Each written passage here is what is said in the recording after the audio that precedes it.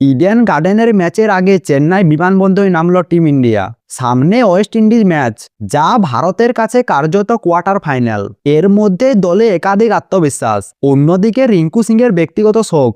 সব মিলিয়ে আবেগ, চাপ আর লড়াই সব একসঙ্গে। তাহলে চলুন ভিডিওটি শুরু করা যাক। শনিবার ঠিক 1:30টার সময় চেন্নাই বিমানবন্দরে এসে থামে টিম ইন্ডিয়ার বাস।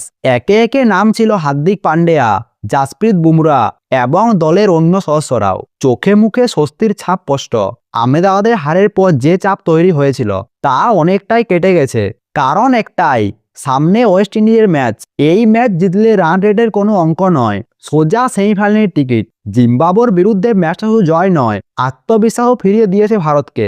ওপেনিংয়ে নেমে সঞ্জু স্যামসন খেলেছে ঝকঝকে ইনিংস। মিডিল অর্ডারে সবাই রান পেয়েছে, আর লোয়ার অর্ডারে তিলক বিধ্বংসী ইনিংস খেলে ম্যাচের মোড় ঘুরিয়ে দিয়েছে। তিলক বর্মা নিজে জানিয়েছেন, আগের ম্যাচগুলোতে একটু দেখে খেলেছিলাম, কিন্তু এখন ঠিক করেছি বল হিট করার মতো হলে প্রথম বল থেকেই মারব।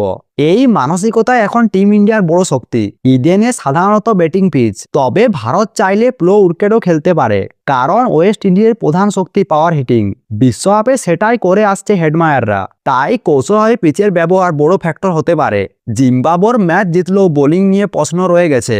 বুমরা উইকেট পায়নি, আর স্পিনার বরুণ চক্রবর্তী শেষ দুটি ম্যাচে সাধারণ। বরুণকে নিয়ে আলাদা করে বিশেষ সেশনও হয়েছে, কারণ স্পিন অ্যাটাকে তিনি বড় ভরসা। জিম্বাবুয়ের ম্যাচের পর চেন্নাই একটি ছোট টিম মিটিং হয়। সেখানে পরিষ্কার করে বলা হয়, ওয়েস্ট ইন্ডিজের বিরুদ্ধে খেলতে হবে ভয়ডরহীন ক্রিকেট। দুই একটা উইকেট পড়লেও ব্যাটিং টেমপ্লেট বদলানো যাবে না। এই নতুন অ্যাপ্রোচে জোর দিচ্ছে team India. Coach Gautam Gambhir ইডেনের pitch খুব ভালোই চেনেন।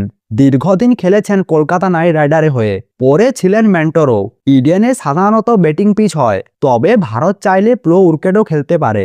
ফুরফুরে মেজাজের মধ্যে একটি দুঃসংবাদ, রিঙ্কু সিংয়ের বাবা শুক্রবার মারা গিয়েছেন। দীর্ঘদিন ধরে তিনি অসুস্থ ছিলেন। জিম্বাবুয়ের ম্যাচের আগে বাবাকে দেখতে গিয়েছিলেন রিঙ্কু। খবর পাওয়া মাত্রই চেন্নাই থেকে রওনা দেন, কিন্তু দেশের হয়ে খেলার দায়বদ্ধতা। শনিবার দলের সঙ্গে যোগ দিয়েছেন রিঙ্কু। বোর্ড সচিব দেবজিৎ সহকিয়া খবর নিশ্চিত করেছেন।